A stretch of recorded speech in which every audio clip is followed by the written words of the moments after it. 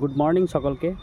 বুঝতে পারছি যত বেলা বাড়ছে আমাদের সকলের উদ্বিগ্নতা তত বাড়ছে এবং আমিও তার ব্যতিক্রম নয়। আর সেই জন্যই আজকের এই ছোট্ট ভিডিওটা। আজকে আমাদের পশ্চিমবঙ্গের একরকম ভাগ্য নির্ধারণ। তো চলুন আজকে আমরা জেনে নিই এই ভোট গণনার রাউন্ড কিভাবে হয়। ভোট গণনার রাউন্ড হলো একটা হলে একসাথে যতগুলো ইভিএম আছে তার সমস্ত ভোট কাউন্ট করা।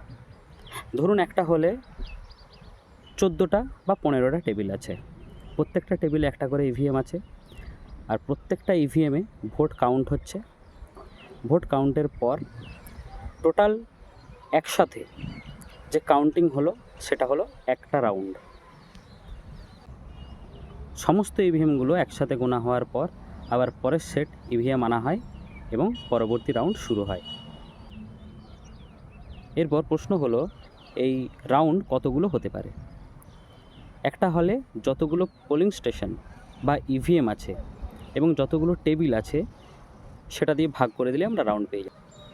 ধরুন কোনো বিধানসভায় 280টি পোলিং স্টেশন রয়েছে এবং সেই হলে 14টি টেবিল আছে, তাহলে 280কে 14 দিয়ে আমরা যদি ডিভাইড করে দিই তাহলে 20 পাচ্ছি। সুতরাং ওই বিধানসভার জন্য সম্ভাব্য 20টা রাউন্ড হতে পারে। সাধারণত বেশিরভাগ বুথেই আমরা গড়ে দেখতে পাই 15 থেকে 30টার মধ্যে রাউন্ড সংখ্যা থাকে।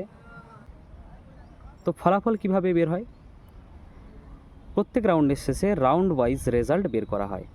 তারপর সব রাউন্ড কমপ্লিট হয়ে গেলে সব ভোট যোগ করে ফাইনাল রেজাল্ট বের করা হয় এবং বিশেষ ক্ষেত্রে নির্দিষ্টভাবে শেষে ভিভিপ্যাটের যে স্লিপগুলো সেগুলো কাউন্ট করা হয়। আপনার ভোট অবশ্যই খুব মূল্যবান। তো চলুন দেখা যাক বেলা বাড়ার সাথে সাথে আমাদের রেজাল্ট কি আসে, পশ্চিমবঙ্গের ভাগ্য কি নির্ধারিত হয়। নিশ্চয়ই বেলা বাড়ার সাথে সাথে এটা স্পষ্ট হয়ে যাবে পশ্চিমবঙ্গের রাজনৈতিক ইতিহাসে কোনো নতুন ফুল ফুটছে নাকি আবারও প্রত্যাবর্তন হচ্ছে। ধন্যবাদ। থাকুন, ভালো থাকুন, বাড়িতে থাকুন এবং আজকের এই গণতন্ত্রের ফলাফল অবশ্যই উপভোগ করুন। নমস্কার।